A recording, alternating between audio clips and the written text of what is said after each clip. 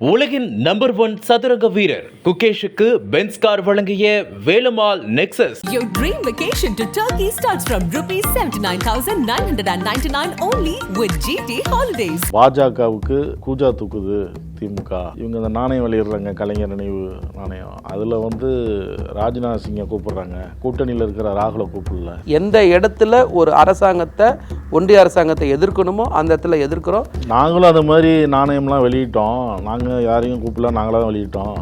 அந்த மாதிரி வெளியிடுங்க. உங்கள் தலைவருக்கு நீங்கள் வெளியிட்டதும் உங்கள் தலைவரோட தலைவருக்கு வெளியிடுறது எப்படி ஒன்றா பார்க்க முடியும்? ராஜ்நாத் சிங் வருவதாக ஒப்புக்கொண்டுள்ளார். அப்போ அனுமதியெல்லாம் கிடைக்குது. ஆனா வெளியில தேர்தலுக்காக மட்டும் போடுகிற இந்த திராவிட மாடல், திராவிட சித்தாந்தத்தை என்னதான் நீங்க பேசினாலும் அதை பத்தி எங்களுக்கு கவலை இல்லை. நாங்க ஆட்சி நடத்தணும். இல்ல இன்னைக்கு டிஆர் பால்லாம் கடுமையாக அறிக்கை விட்டுருக்கிறாரு. பிச்சை போடுற மாதிரி என்ன கேட்கணுமா அப்படிங்கிற மாதிரிலாம் அறிக்கை விட்டுருக்காரு. கட்சி வேற அரசு வேறன்ட்டாங்கல்ல. இது எந்த ஊர்ல வேற தலைவர்களா? திமுகவினுடைய தலைவரும் அதே மாதிரி ஆட்சியினுடைய முதல்வரும் ஒருத்தர் தானே. நீங்க அண்ணா திராவிட முன்னேற்ற கழகம் பேர் வச்சிருக்கீங்களா இல்லையா? அடுத்த 10 மணி நேரத்துல நீங்களும் தானே டீ சாப்பிட வந்தீங்க. நீங்க ஏன் டீயை புறக்கணிக்கல? டீ நல்லா இருக்குன்னு சாப்பிட்டீங்களா? ஒரு முதலமைச்சர் வாக்களித்தவர்களுக்கும் வாக்களிக்காதவர்களுக்கும் முதலமைச்சர். ஏன் பாஜகன்னு சொல்ல பயப்படுறீங்க? மோடின்னு சொல்ல பயப்படுறீங்க? நாங்க வெளிப்படையா சொல்றோம்ல மோடி அப்படி நீங்க ஏன் சொல்ல மாட்டீங்க? என்ன பயம் உங்களுக்கு? என்ன தடுக்குது? கள்ளப்புறத்துல உறவு வச்சிருக்கீங்களா? அமைச்சர் ரகுபதி சொல்றாரு, இன்னும் எடப்பாடி மோடியின் செல்லப்பிள்ளையா தான் இருக்கிறாரு. மோடியினுடைய உண்மையான செல்லப்பிள்ளை தமிழ்நாட்டுடைய மாண்புமிகு விளையாட்டுத்துறை அமைச்சர் உதயநிதி ஸ்டாலின் தான். அவர் கூப்பிட்ட உடனே கேலோ இந்தியா, அவர் கேட்ட உடனே கார் பந்தயம், அவர் கேட்ட உடனே நாணயம், தாத்தாவுக்கு நாணயம். இது யார் செல்லப்பிள்ளை? இந்தியாவில் சிறைச்சாலையில் இருந்தே ஒரு அமைச்சர் நிர்வாகம் பண்ணது உலக அளவில் இத்தனை நாட்கள், ஒரு ஆண்டுகளுக்கு உலக அரங்குல முதலமைச்சரா போயிட்டு, முதலமைச்சரா ஜெயிலுக்கு போய், முதலமைச்சரா ஊதுபத்தி உருட்டின ஒரே அம்மையார் உங்க அம்மையார் ஜெயலலிதா. 40 என்ன அதை வச்சு என்ன பண்ணீங்க? என்ன பண்ணுனா என்ன பண்ணீங்க? வச்சுக்க என்ன பண்ணீங்க? அதிமுக மத்திய அரசை இன்னும் கடுமையாக எதிர்க்க வேண்டும். மோடி எதிர்ப்பு என்கிற ஒற்றை சொல்ல வச்சு தான் திமுகவினுடைய சக்கரங்கள் சுழண்டு கொண்டே இருக்கிறது. அதே சக்கரத்தை அதிமுக எடுத்து பயணிக்க வேண்டும்.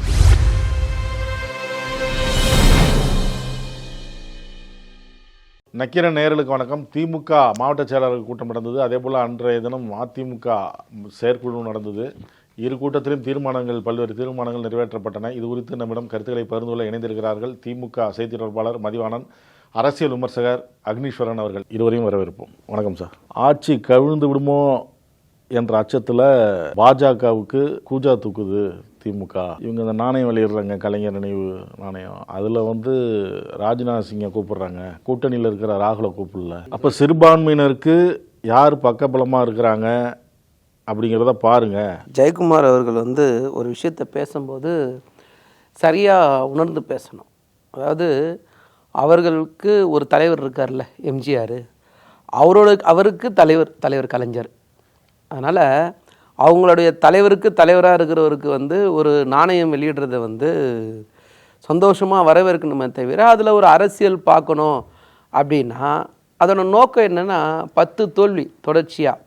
ஸோ அதிமுக எடப்பாடி தலைமையில் வந்ததுக்கப்புறம் 10 தோல்வி பழனிசாமி என்ன ஆயிட்டாருன்னா தன்னோட இருப்பை காட்டணும் என்பதற்காக இந்த மாதிரி பேச சொல்கிறார். இல்லைன்னா அவர் நிச்சயமாக வெளி உலகத்துக்கு தெரிய மாட்டாங்க.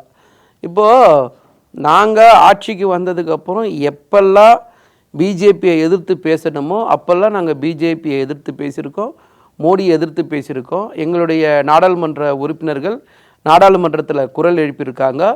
எந்த பிஜேபி கொண்டு வந்த எந்த சட்டத்துக்கும் நாங்கள் சப்போர்ட் பண்ணலை. அதே மாதிரி பிஜேபியை கண்டித்து சட்டமன்றத்தில் தீர்மானத்தை நிறைவேற்றியிருக்கிறோம். அதே மாதிரி ஆளுநர், பிஜேபியோட ஏஜென்ட்டாக இருக்கிற ஆளுநர் அவர்கள் தவறு பண்ணும்போதும் அவரையும் கண்டித்து சட்டமன்றத்தில் நாங்கள் தீர்மானத்தை நிறைவேற்றியிருக்கோம். அப்படி எல்லா இடத்துலையும் உறவுக்கு கை கொடுப்போம், உரிமைக்கு குரல் கொடுப்போம் என்பதை ஏற்ற மாதிரி எந்த இடத்துல ஒரு அரசாங்கத்தை, ஒன்றிய அரசாங்கத்தை எதிர்க்கணுமோ அந்த இடத்துல எதிர்க்கிறோம். நாங்களும் அந்த மாதிரி நாணயம்லாம் வெளியிட்டோம். நாங்கள் யாரையும் கூப்பிடல, நாங்களாக தான் வெளியிட்டோம். அந்த மாதிரி வெளியிடுங்க. அதான் நான் தெளிவாக சொன்னல, உங்கள் தலைவருக்கு தலைவர். அதனால் உங்கள் தலைவருக்கு நீங்கள் வெளியிட்டதும் உங்கள் தலைவரோட தலைவருக்கு வெளியிடுறது எப்படி ஒன்றா பார்க்க முடியும்? நீங்கள் முத்தமிழ் அறிஞர் தலைவர் கலைஞருடைய சாதனைகள் என்பது எண்ணிலடங்காத ஒரு விஷயம். ஸோ அதை ஒரு ஒன்றிய அமைச்சர் வச்சு வெளியிடுறது வந்து ஒரு பெரிய தப்பாக எங்களுக்கு தெரியல. நீங்கள் வந்து வெளியிடலைன்னது வந்து என்னென்னா, நீங்கள் அப்பாயின்மெண்ட் கேட்டிருப்பீங்க, கொடுத்துருக்க மாட்டாங்க. அதனால் ரெண்டுத்தையும் ஒன்றாயிட முடியாது. உண்ணாவிரதம் இருக்கிறதையும் பட்டினி இருக்கிறதும் வேறு வேறு. அவங்க என்ன சொல்கிறாரு, தேநீர் விருந்து அழைப்பு வருது ஆளுநர் மாளிகையிலிருந்து. அப்போ அதிமுக பங்கேற்குன்னு சொல்லிட்டு போயிட்டோம். திமுக பங்கேற்காதுன்னு சொல்லிட்டு இவங்க போய் அப்புறம் போய் முதலமைச்சரே போகிறாரு. 8 அமைச்சர்கள் வரிஞ்சு கட்டிட்டு போகிறாங்க. இருப்பை காட்டணுன்றதுக்காக ஒரு அப்போ விஷயம். திமுக தலைவர் வேற, முதலமைச்சர் வேறையா? நிச்சயமா சார். திமுக தலைவர்ன்றது ஒரு கட்சிக்கான தலைவர். தமிழ்நாடுடைய முதலமைச்சர்ன்றது வந்து தலைவர் சொன்ன மாதிரி வாக்களிக்காதவர்களுக்கும் அவர் தான் முதலமைச்சர். ஸோ வாக்களித்தவங்களுக்கும் அவர் தான் முதலமைச்சர், வாக்களிக்காத மக்களுக்கும் தேவையான ஒரு விஷயத்தை பேசுறதுக்காக போய் செய்கிற ஒரு விஷயத்த அரசியல் கண்ணோட்டத்தோடு பார்த்தா அது குறுகிய மனநிலையோடு பார்க்கறது. அந்த குறுகிய கண்ணோட்டத்தோடு பார்க்கறதுக்கு நம்ம பதில் சொல்ல முடியாது. இது எப்படி பார்க்குறீங்க சார்? ஜெயக்குமார் தான் சொன்னார், தேநீர் விருந்து வைக்கிறாரு ஆளுநர், அதிமுக அழைப்பு வந்தது போனோம். இவங்க வந்து இந்த மாதிரி, அதாவது திமுக வந்து பங்கேற்காதுன்னு சொல்கிறாங்க, ஆனால் முதலமைச்சர் போகிறாரு அப்படின்னு சொன்னதுக்கு ஒரு பதில் சொல்கிறார். திமுகவினுடைய செய்தி தொடர்பாளர் மதிவாணன் அவர் பேசும்போது புரட்சித் தலைவர் எம்ஜிஆரினுடைய தலைவர் கலைஞர் அப்படிங்கிறார். அவருடைய எம்ஜிஆரினுடைய தலைவர் வந்து பெருந்தலைவர் காமராஜர். கட்சியில் சேர்ந்ததற்கு பிறகு கடைசி வரை பேரறிஞர் அண்ணா தான் அவருக்கு தலைவர். பொருளாளராக இருந்தார். கணக்கு கெட்டதுனா வெளியேதிக்கு போட்டாங்க, அது வேற. இப்போ இவங்க போடுற நாடகங்களே ஒரு பெரிய ஒரு நாடகம். இதுதான் தேநீர் விருந்து நாடகம். கட்சி பங்கேற்காது, ஆனால் அரசு பங்கேற்கிறது அப்படின்றாங்க. ஏன் போன வருஷம் என்னாச்சு? சரி, அதை கூட விட்டுருவோம். போன வருஷம் ஒரு வருஷம் மக்கள் மறந்துருப்பாங்க. ஏன்னா நீங்கள் தான் 40க்கு 40, 200க்கு 234 இதெல்லாம் நீங்கள் எடுக்க வேண்டிய அந்த திட்டத்தில் இருக்கிறீங்க. நான் இப்போ கேட்குறது, ஒரு சித்தாந்தம், திராவிட சித்தாந்தம் தமிழ்நாட்டில் நடக்கிறது. திராவிட முன்னேற்ற கழகம் திராவிட சித்தாந்தம்னு பேசி 10 மணி நேரம் கூட ஆகலை. இந்த தேநீர் விருந்தில் அரசு பங்கேற்கும் அப்படின்னா அப்போ திராவிட சித்தாந்தத்தை திமுகவே மதிக்கலை. என்ன சித்தாந்தம்? நம்ம ஆட்சி நடத்தினா போதும் அப்படின்ற எண்ணமா? இது ஒன்று. ரெண்டாவது, இவங்களுடைய நோக்கம் என்னன்னு கேட்டிங்கன்னா, அப்போ நீங்கள் கேட்டீங்க, உங்கள் தலைவர்கள்லாம் இங்கே நாணயம் வெளியிடுமே கேட்டீங்க, அவங்க அப்பாயின்மெண்ட் கொடுத்துருக்க மாட்டாங்க. அப்போ கேலோ இந்தியாவுக்கு சிங்கப்பூர்லேருந்து நேரடியாக பிரதமரை பார்க்க போனது யார்? அதிமுக இல்லை, பிரதமர் வந்தார். சரி, அது ரைட்டு. நீங்கள் கடலில் பேனா சிலை வைக்கிறீங்களே, சிலைக்கு அனுமதி கொடுத்தது யார்? மத்திய அரசாங்கம், திமுக தலைவருக்கு. அது மாதிரி நாணய வெளியீட்டு விழா ராஜ்நாத் சிங் வருவதாக ஒப்புக்கொண்டுள்ளார். அப்போ அனுமதியெல்லாம் கிடைக்குது. ஆனால் வெளியில தேர்தலுக்காக மட்டும் போடுகிற இந்த திராவிட மாடல், திராவிட சித்தாந்தத்தை என்னதான் நீங்க பேசினாலும் அதை பத்தி எங்களுக்கு கவலை இல்லை, நாங்க ஆட்சி நடத்தணும். இல்ல, இன்னைக்கு டிஆர் பால்லாம் கடுமை அறிக்கை விட்டுருக்கிறாரு. அது பிச்சை போடுற மாதிரி கேட்கணுமா அப்படிங்கிற மாதிரிலாம் அறிக்கை விட்டுருக்காரு. அப்ப போறதுக்கு முன்னாடி சொல்லியிருக்கணும், ஆளுநர் அவர்களே, நீங்கள் தமிழகம் தமிழ்நாடு என்பது இந்த சித்தாந்தம் பேசாதீங்க, இது ஒரே நாடு தான் அப்படின்னு நீங்க எப்படி சட்டமன்றத்துக்குள்ள வெளியே போயின்னு சொன்னீங்க? நீங்க ஏன் திராவிடத்தை பத்தி பேசியதுக்கு பிறகு நீங்க திராவிட முன்னேற்ற கழகம் எப்படி நீ தேநீர் விருந்துல கலந்துக்கலாம்? அப்போ இதுதான் அவங்க போற கட்சி வேற அரசு வேறன்ட்டாங்கல்ல. இது எந்த ஊர்ல? மக்களால் தேர்ந்தெடுக்கப்பட்ட அரசு, வேற வேற தலைவர்களா? அந்த முதலமைச்சர் முறையில போறாரு.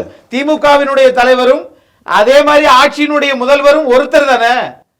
அப்ப இது ரெண்டுக்கும் ஒரே சித்தாந்தம் தானே. முதலமைச்சர் சீட்ல உட்காரும்போது திமுக தலைவரா உட்காரல, மக்கள் பிரதிநிதியா உட்கார்ந்திருக்காரு. ஒண்ணும் கிடையாது, அப்படியெல்லாம் ஒண்ணும் கிடையாது. இவங்க நீங்க பேசுறத சொல்லிய வண்ணம் செய்யணும், ஆனா செய்ய மாட்டேங்கிறீங்க. பேசுறது திராவிட மாடல், செயல்படுத்துறது ஆரிய மாடலை தான் நீங்க திமுக நீங்க பின்பற்றிட்டு இருக்கீங்க. ஆரிய மாடல் ஆமா, இல்ல, அதாவது திராவிட மாடல் இல்ல, ஆரிய மாடல். இப்ப நடக்கிற ஆட்சி திராவிட ஆரிய மாடல் இல்ல, நடப்பது ஆரிய மாடல். அப்படின்னா திராவிட முன்னேற்ற கழகம் திராவிட சித்தாந்தத்தை பத்தி பேசுறாரு.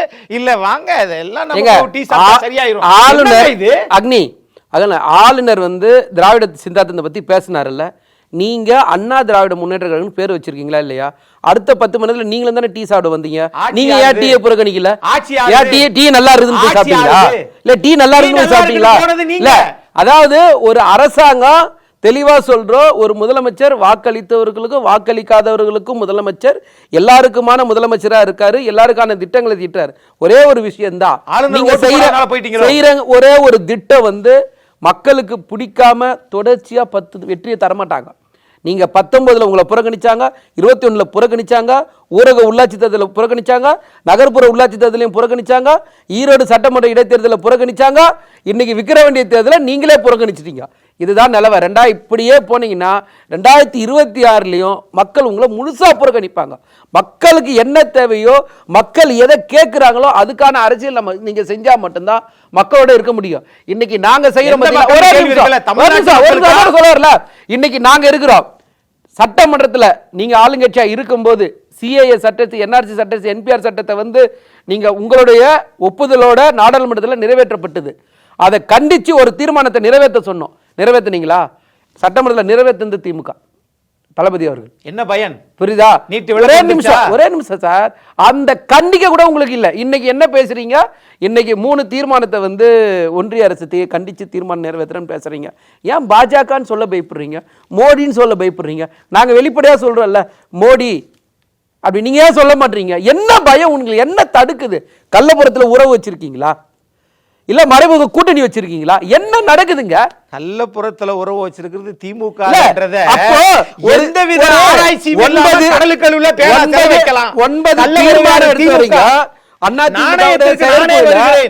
அவசர செயற்குழு கூட்டுறீங்க, 9 தீர்மானம் கொண்டு வரீங்க, 8ஆம் தேதி 6 தீர்மானம் திமுக கண்டிச்சு கொடுக்குறீங்க. 3 தீர்மானத்துல ஒன்றிய அரசின் கூட பயன்படுத்த மாட்டீங்க, மத்திய அரசுன்னு பேசுறீங்க. அதுல மோடின்ற வார்த்தை இல்ல. அப்ப என்ன அர்த்தம்? ஏங்க அப்ப யார கண்டிச்சு பேசுறீங்க? திமுக என்ன செய்தோ அப்படியே செய்யுது. இன்னைக்கு நாங்க தெளிவா சொல்றோம்ல, நீங்க மோடி வஞ்சிக்கிறாரு, பிஜேபி வஞ்சிக்குது, அத சொல்ல தைரியம் இல்லையா? ஒன்றிய அரசு அந்த தைரியம் இல்லாம எப்படி கட்சி நடத்த முடியும்? ஒன்றிய அரசுன்னு சொன்னா திமுக அதிமுக ஒன்றிய அரசுன்னு சொல்லணுமா சார்? அப்ப மத்திய அரசுக்கு கடிதம் எழுதுறீங்களா? காசு வேணும். திமுக என்ன சொல்லுச்சு? அதிமுக இந்திய அரசியலமைப்பு சட்டம் என்ன சொல்லுச்சு? இவ்வளவுதான். ஒன்றியம் தான் இருக்கு வார்த்தை. சோ அதத்தான் நாங்க சொன்னோமே தவிர நாங்க ஒரு மத்திய அரசுன்னு தானே சொன்னீங்க சார். அதாவது நேத்து வரைக்கும் எப்படி இருந்துன்றதுல பிரச்சனை இல்ல. இன்னைக்கு என்ன மாத்திக்கலாம்? அப்ப தப்பு ஒண்ணு இல்லையே. அதான திமுக தப்பு இருக்கு. அதான் திமுக சார். நேத்து ஒரு கருத்தாக இருக்கும், இன்னைக்கு ஒரு கருத்து உருவாக்க இருக்கும். வரும்போது மாத்தியது ஒண்ணு தப்பு இல்லையே. சித்தாந்தத்தை அப்படி எல்லாம் நாங்க சித்தாந்தத்தை பத்தி பேசலையே. நாங்க சித்தாந்தத்தை பத்தி பேசல. நாங்க சொல்றது இந்திய அரசியலமைப்பு சட்டத்துல ஒன்றியன்ற வார்த்தை இருக்கு. அந்த ஒன்றியன்ற வார்த்தையை திமுக பயன்படுத்துது. அதே ஒன்றியன்ற வார்த்தையை ஏன் உங்களுக்கு பயன்படுத்த பயம்? அது வார்த்தை சொல்ல ஏன் பயம்? ரகுபதி நேத்து சொல்றாரு, உங்களுக்கு அந்த கண்டுபிடிப்பு கண்டுபிடிச்சீங்க. ரகுபதி சொல்றாரு, அமைச்சர் ரகுபதி விஷயம் இல்ல, பொதுவான ஒரு கருத்து என்னன்னு பேசுங்க. அமைச்சர் ரகுபதி சொல்றாரு, இன்னும் எடப்பாடி மோடியின் செல்லப்பிள்ளையா தான் இருக்கிறாரு. உட்கட்சி பூசல் இருக்க மறைக்கிறதுக்கு செயற்குழு கூட்டம் அது இதுன்னு கூட்டினாங்க, பேருக்கு தீர்மானம் நிறைவேற்றி இருக்கிறாங்க. மோடியின் செல்லப்பிள்ளை தான் எடப்பாடி. அது இவர்களாக கட்டி விடுகிற கட்டுக்கதைகள். மோடியினுடைய உண்மையான செல்லப்பிள்ளை தமிழ்நாட்டுடைய மாண்புமிகு விளையாட்டுத்துறை அமைச்சர் உதயநிதி ஸ்டாலின் தான். அவர் கூப்பிட்ட உடனே கேலோ இந்தியா, அவர் கேட்ட உடனே கார் பந்தயம், அவர் கேட்ட உடனே நாணயம், தாத்தாவுக்கு நாணயம். இது யார் செல்லப்பிள்ளை? எடப்பாடியா செல்லப்பிள்ளை? இல்லை, அதாவது அக்னி சொல்கிற இந்த மூணு விஷயம் இருக்குல்ல, அதாவது கேலோ இந்தியா, இல்லைன்னா கார் ரேஸு, இல்லை சதுரங்க போட்டி, இது எல்லாம் ஒரு நாட்டை, ஒரு மாநிலத்தை, ஒரு நகரத்தை உலக அரங்கில் பெருமைப்படுத்தக்கூடிய ஒரு விஷயம். இதை ஒரு ஒன்றிய அரசு உதவினா உலக அரங்கில் இது விஷயமா பெரிய. நான் என்ன கேட்குறேன், 10 வருஷம் ஆட்சியில் இந்த மாதிரி உங்களால் விரல் விட்டு சொல்லக்கூடிய ஒரு நிகழ்வு, இன்டர்நேஷ்னல் நிகழ்வு ஒன்று நடத்திருப்பீங்களா? ஒரே ஒரு இன்டர்நேஷ்னல் நிகழ்வு நடத்த உங்களுக்கு துப்பு இல்லை. ஆனா இன்னைக்கு நிகழ்வுகள் நடத்தும் போது உலக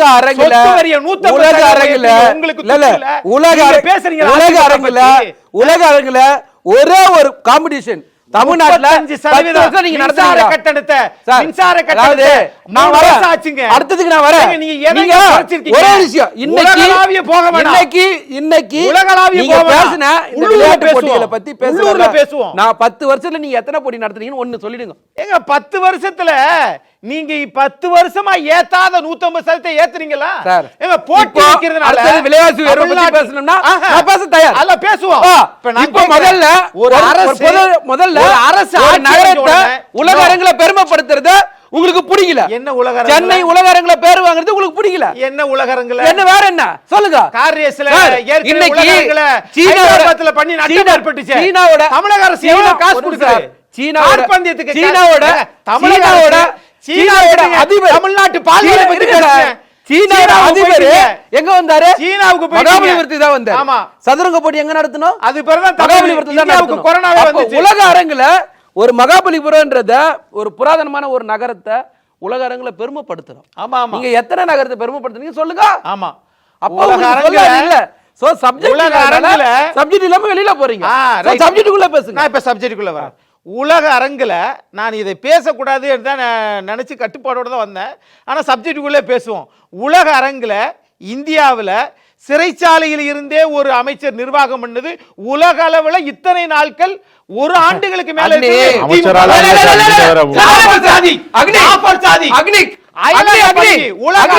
உலக அரங்குல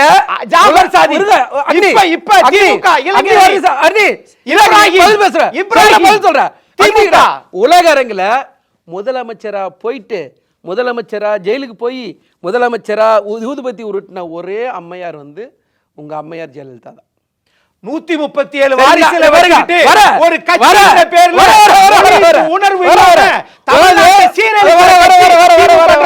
அதாவது உலக அரங்குல முதலமைச்சர் பதவியில இருந்தது மட்டும் இல்லாம விஞ்ஞான ரீதியாக உலக அரங்குல கேளுங்க, ஒரு முதலமைச்சர் தன்னுடைய சம்பந்திய உறவே இல்லன்னு சொன்ன ஒரே முதலமைச்சர் எடப்பாடி பழனிசாமி தான். கேளுங்க, டெண்டர் முறைகேடு வழக்குல 4500 கோடி பேசுறோம். அத வந்து அப்படியே போய் மதிவாணன் மாதிரி நானே உறவுகளை பத்தி நான் பேசுறேன்னு சொல்லல. எடப்பாடி பழனிசாமி நான் பேசலங்க. எடப்பாடி பழனிசாமி அவ்வளவுதான். நீங்க எடப்பாடி பழனிசாமி தான் கோபப்படுறீங்க. யாரே தெரியாது என் மேல கோபப்படுறது யாரு இத யார் சொன்னது வந்து நீங்க பேசுனது நீங்க எடப்பாடி பழனிசாமி பேசுனது நீங்க. ஜெயலலிதா போயிட்டு முதலமைச்சரா போயிட்டு ஊதுபத்தி உருட்டுனாங்களா உருட்டலையா? அகரகார சரியில்ல. சரி, விவாதம் தலைப்பு மாறி போயிட போகுது. யாரு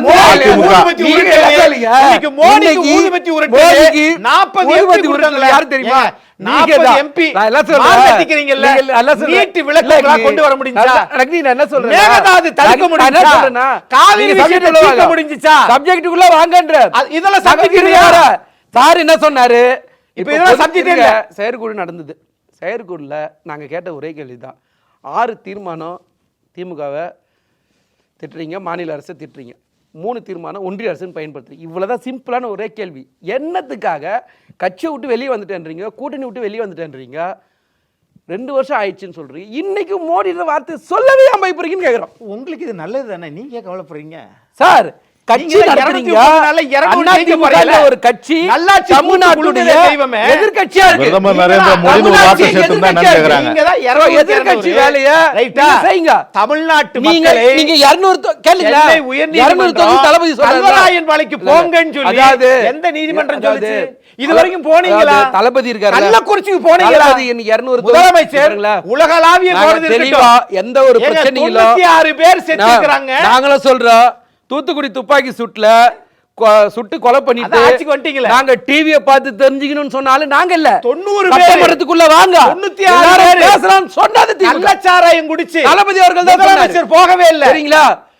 சட்டமன்றத்துக்குள்ள வாங்க விவாதம் பண்ணலாம் சொன்னது நாங்க. மதுவிலக்கு அமைச்சர் முத்துசாமி போகவே இல்ல. நீங்க இன்ன வரைக்கும் வெளியில போய் வேஷம் போட்டது நீங்க. அது நீங்க திமுக தான். ஒரே ஒரு விஷயம் தான், திமுக இன்னைக்கு உயர் நீதிமன்ற நீதிபதியில இருந்து மதுரையோட கிளை நீதிமன்ற நீதிபதி வரை எல்லாம் பாராட்டுறாங்க. இன்னைக்கு பாராட்டுற ஒரே முதலமைச்சர் இந்தியாவிலேயே தளபதி மட்டும்தான். சரி, இந்த பெருமைலாம் உங்களுக்கு பிடிக்கவே பிடிக்கலையா? Right, okay. பொறாமப்படுறீங்களா? உங்களை யாருமே பாராட்டல. கேக்குறேன், இந்த பொறாமை பதிவு சட்டத்துல பொறாமை உயர் நீதிமன்றம் 77A பொறாமை தான உங்களுக்கு பண்ணுச்சல. பொறாமை உயர் நீதிமன்றம் உங்களுக்கு பொறாமை தான? பெருமையா இருக்கா? பொறாமை தான? முதல்ல ஒத்துங்க. 77A தளபதி எல்லாரும் பாராட்டணும் தான் பொறாமை. ரிப்பீல் பண்ணாங்க. தளபதியே எல்லாரும் பாராட்டணும் பொறாமை தான பண்றீங்க? ஒத்துங்க. வேற ஒண்ணு இல்ல. அதான் எல்லாமே ஒண்ணு. எல்லாமே புகழ் பாடிக்கிட்டு இருக்காங்க. புகழ் பாடுறது உங்க வேலை.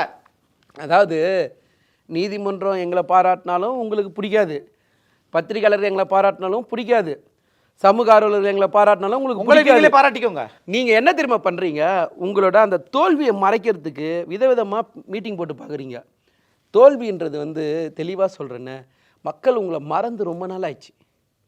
அதனால மக்களுக்கான அரசியல் பண்ணுங்க, தயவு செஞ்சு. மக்களுக்காக அரசியல் தமிழ்நாட்டுல அதிமுக ஒரு எதிர்க்கட்சி இருக்கு. மக்களுக்காக அரசியல் இன்னொரு 50 வருஷத்துக்கு அரசியல் நீங்க பண்ண தயாரா இல்லாத சொல்லுங்க. நாங்கள் தான் தெளிவாக சொல்லல, தளபதி எவ்வளோ தெளிவாக சொல்ல 234ல் 200 தொகுதி நாங்கள் ஜெயிப்போம். 234 சொல்லுங்களேன். தப்பானு இல்லையா? தப்பானு இல்லையா? உள்ளுவதெல்லாம் உயர் உள்ளது அக்னி. ஏன்னா மோடி உங்களுக்கு அண்டர் கிரவுண்ட்ல டீலிங். சரியா? வெளியில மக்கள் 1971ல ஒரு நிமிஷம் 1971ல நல்லா புரிஞ்சுங்களா, திமுக 200 தொகுதி ஜெயிச்சது கூட்டணியோட. 1991லயும் அதிமுக 200 தொகுதி ஜெயிச்சது. ஆனா தனி பெருங்கட்சியா திமுக தான் 185 தொகுதியில ஜெயிச்சது. சரிங்களா? ஜெயக்குமார் நேற்று செய்தியாளர் சந்திப்பில் கடுமையான குற்றச்சாட்டுலாம் வைக்கிறார். முதலமைச்சர் அமெரிக்கா போகிறாரு, அந்த நேரத்தில் ஏதாவது ஒன்று ஆகிடுமோ அப்படின்ட்டு தான் மத்திய அரசுக்கிட்ட தாஜா பண்ணுறாரு, ஆட்சி போயிடுமோ காபந்து வந்துடுமோ அப்படிலாம் அந்தளவுக்கு பேசுகிறாரு. இல்லை, அவர் ஜெயக்குமாரை பொறுத்த வரைக்கும் என்னென்னா, அவருக்கு இந்த மைக்கோஃபேபியா நோயின்னு நினைக்கிறேன். நீங்கள் நல்லா நோட் பண்ணுங்களேன், இருக்கிறவங்களே அதிகமாக மைக்கு பார்த்தோன்னே அந்த மைக்கை பார்த்து கடிக்கணுன்ற மாதிரி அவருக்கு. அந்த கட்சியில் முன்னாள் அமைச்சர், மூத்த அமைச்சர், முன்னாள் சபாநாயகராக இருந்தவர், கருத்துக்களை சொல்கிறதுக்கு ஒரு மூத்த சீனியர் கரெக்டாக சொல்லுவாங்க சொல்கிறாரு. இல்லை, அம்மையாரோட ஆதரவில் எம்ஜிஆரோட தயவில் அவர் ஆனார். அம்மையார் இல்லாத தேர்தலில் அவர் தோத்தாரா இல்லையா?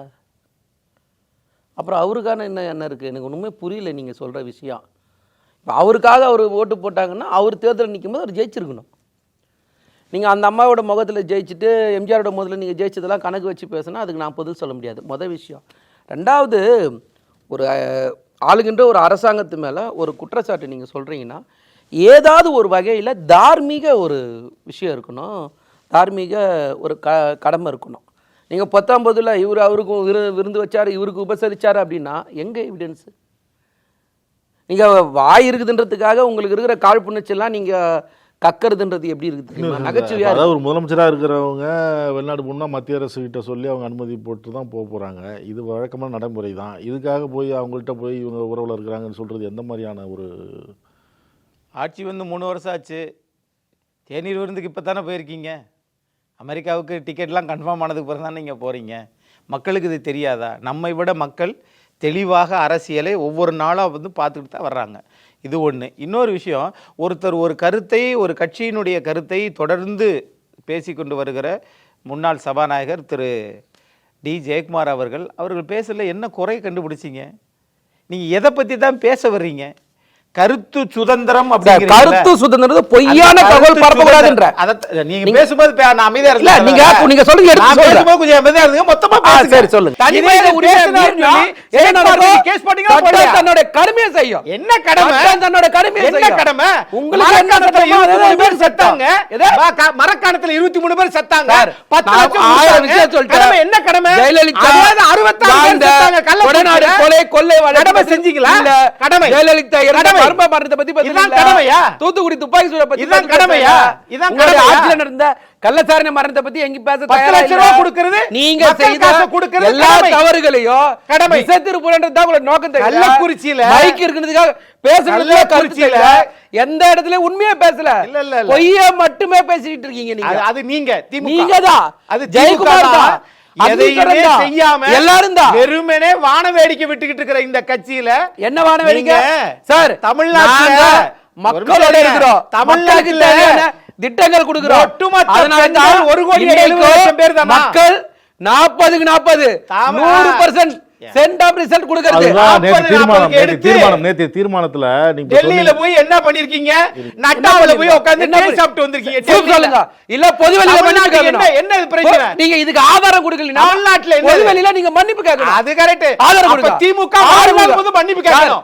ஆயிரம் தமிழரை கொண்டு நீங்க சொன்ன குற்றத்துக்கு வாழ்நாள் முழுவதும் மன்னிப்பு கேட்கணும். பேச மாட்டீங்களா? திமுக சம்பந்தமே இல்லாம பேசுவீங்க. திமுக அதான் ஆதாரம் கொடுங்க. அதான் திமுக சார். ஜேபி விருந்து குத்துறதுக்கான ஆதாரத்தை கொடுங்க சார். இருக்கட்டும். இருக்கட்டும் சொன்னீங்கல்ல, ஆமா மன்னிப்பு கேளுங்க. நீங்க அப்படி பார்த்தா நீங்க மன்னிப்பு கேட்கணுங்க. நீங்க தமிழ்நாட்டு மக்களுக்கு முன்னாடியா நீங்க சப்ஜெக்ட்டுக்குள்ள பேசுங்க. ஆட்சி அதிகாரம் நடத்துறதுக்கு பதிலா ஆதாரம் கொடுங்க. ஆட்சி இல்ல அதிகாரத்துக்கு மன்னிப்பு கேளுங்க. நான் இப்ப சொல்றேங்க. ஆதாரம் கொடுக்குறீங்களா மன்னிப்பு கேக்குறீங்க? இப்ப நான் சொல்றேங்க. போட்டோ இருக்கா? நீங்க வீடியோ இருக்கா? பாலு எந்த பேப்பர்ல பத்திரிக்கை வந்திருக்கா? இருங்க பதில் சொல்லுங்க சார். எல்லாமே ஆதாரத்தோட இருக்கிற கட்சி தான் திமுக. சொல்லுங்க பாத்துக்கிட்டு தான் இருக்கோம். நீங்க மேல சொல்லுங்க. வந்து சிபிஐ ரைடு, நான் கீழ தொகுதி பாருங்க. ஈழத்தமிழரை கொண்டு ஏசி போட்டு படுத்தாரு. ஆதாரம் நிறைய படுத்திருந்து. இப்ப நான் கேக்குறேன். உருண்டு பதவிக்கு ஆளுநர் அல்ல, நீங்க தெளிவாயிடணும். நாங்க டயர் டயரை கும்பிட்டு டேபிள் கால்ல விழுந்தலாம். நீங்க ராஜ பரம்பரைங்க. நாங்க அதிமுக ஏழை கட்சிங்க. மக்களுக்கு ஜனநாயக கட்சிங்க. அதனோட அடிப்படையில ராஜராஜ சோழன் பரம்பரைங்க.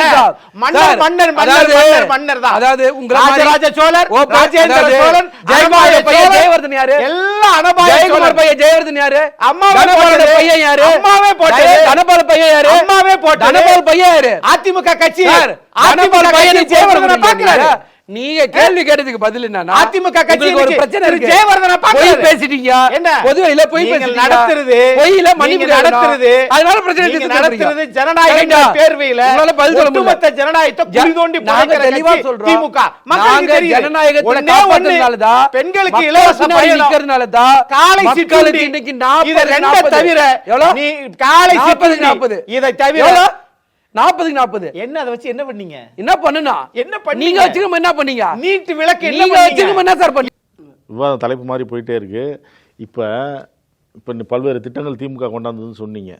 நேற்றைய செயற்குழுவில் அவங்க தீர்மானத்தில் நிறைவேற்றினது என்னன்னா, அதிமுக அரசின் திட்டங்களுக்கு இவங்க லேபிள் விட்டுறாங்க. எந்த திட்டத்துக்கு நாங்கள் லேபிள் ஓட்டணும் சொல்லுங்க. புதுமை பெண் திட்டம், இல்லம் தேடி கல்வி, மகளிர் உரிமை தொகை, காலை சிற்றுண்டி திட்டம், தமிழ் புதல்வன் திட்டம், இன்னுயிர் காப்போம் திட்டம், மக்களை தேடி மருத்துவம் திட்டம், எந்த திட்டம் நாங்கள் இவங்களை பார்த்து காப்பி டீச்சர் சொல்கிறாங்க சொல்லுங்க.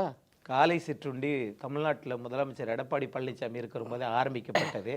ஐயா, மினி கிளினிக்கை வந்து துண்டாடுனது, ரைட்டா? இப்போ தாலிக்கு தங்கத்தை நிறுத்துனது, அதுக்கு பதிலா காசா கொடுத்து அம்மாட்ட நீங்க ஒரு நிமிஷம் அப்படின்னு சொன்னது எந்த யாரு? திட்டம் கேட்டா கட்சிங்க. இந்த திட்டம் எல்லாம் உங்க இதுல இருந்து நாங்க எடுத்தோமா?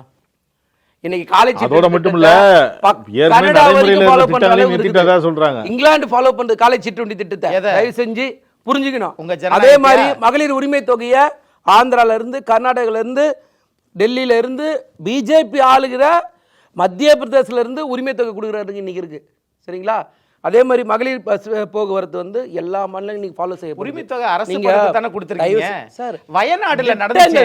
வயநாடுல இருக்குல்ல, திமுக எவ்வளவு காசு கொடுத்துச்சு? அதிமுக 1 கோடி ரூபாய் கொடுத்திருக்கு. ஒரு விஷயம் தெளிவா விடுதலை சிறுத்தைகள் 17 லட்சம் கொடுத்திருக்கு. தமிழக அரசு 5 கோடி கொடுத்திருக்கு. திமுக எவ்வளவு கொடுத்திருக்கு வயநாடுக்கு? இல்ல, திட்டங்கள் கொடுக்கும்போது நீங்க வந்து மக்கள் ஏத்துக்கிறதுனால தான் மக்கள் வந்து 40 கொடுக்குறாங்க. 100% வெற்றியை கொடுக்குறாங்க. ஏன் உங்களை முழுசா புறக்கணிக்கிறாங்கன்னா, நீங்க மக்களுக்கு தேவையான எதையும் நீங்க செய்யறது இல்லை, மக்களுக்காக எதுக்கும் போராடுறது இல்லை.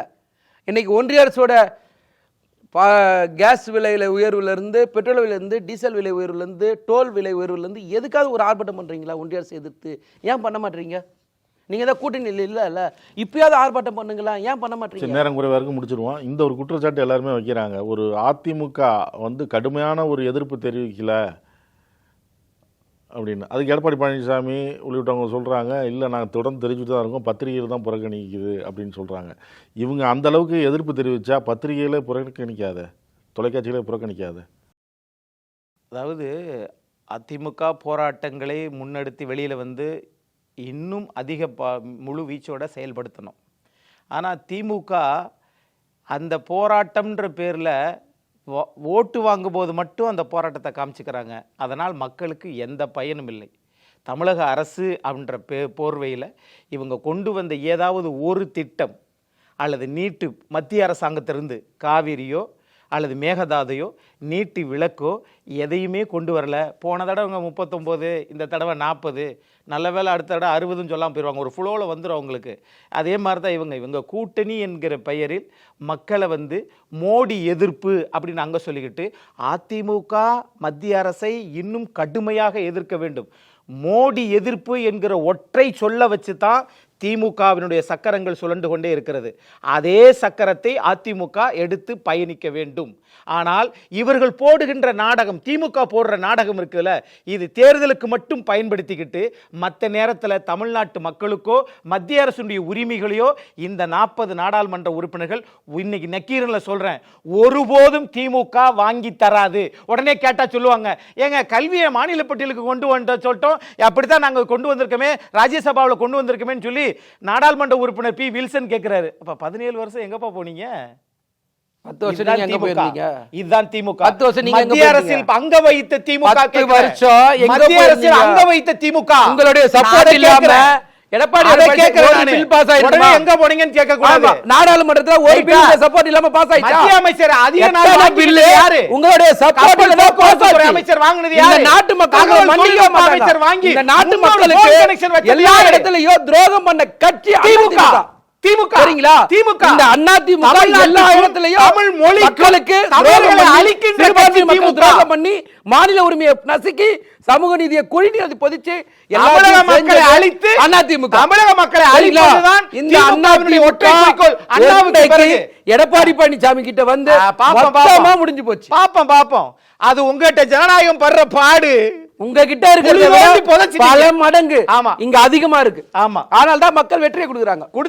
கொடுப்பாங்க. நீங்க கொடுக்கறத கொடுத்தா கொடுப்பாங்க. பாப்போம் என்ன கொடுத்தாங்கன்னா. ஆமா, நீங்க எல்லாமே அப்படித்தான். கருத்துக்களை பகிர்ந்து நன்றி. மீண்டும் வாய்ப்பில் சந்திப்போம். உலகின் நம்பர் 1 சதுரங்க வீரர் குகேஷுக்கு பென்ஸ் கார் வழங்கிய வேலுமால் நெக்சஸ். உங்கள் நக்கீரன் இதழில் கதாசிரியர், தயாரிப்பாளர், இயக்குனர் என பன்முகம் கொண்ட திரைக்கலைஞர் VC குகநாதன் எழுதி வரும் சினிமா கொட்டகை. பரபரப்புக்கு பஞ்சமில்லா தொடர். வாங்கி படியுங்கள் நக்கீரன். நக்கீரன் டிவிக்கு சப்ஸ்கிரைப் செய்யுங்கள். உங்கள் ஆதரவே எங்கள் பலம். ஆசிரியர்களுக்கு நண்பனாகவும் மாணவர்களுக்கு ஆசானாகவும் திகழும் தேர்வு வழிகாட்டி. ஒவ்வொரு பாடத்திற்கும் அனுபவமிக்க ஆசிரியர்களின் துல்லியமான தெளிவான விடைகள். CNC இருக்கு, தேர்வு பயம் எதற்கு? இது தீரன் பப்ளிஷிங் ஹவுஸ் விற்பனை வெளியீடு.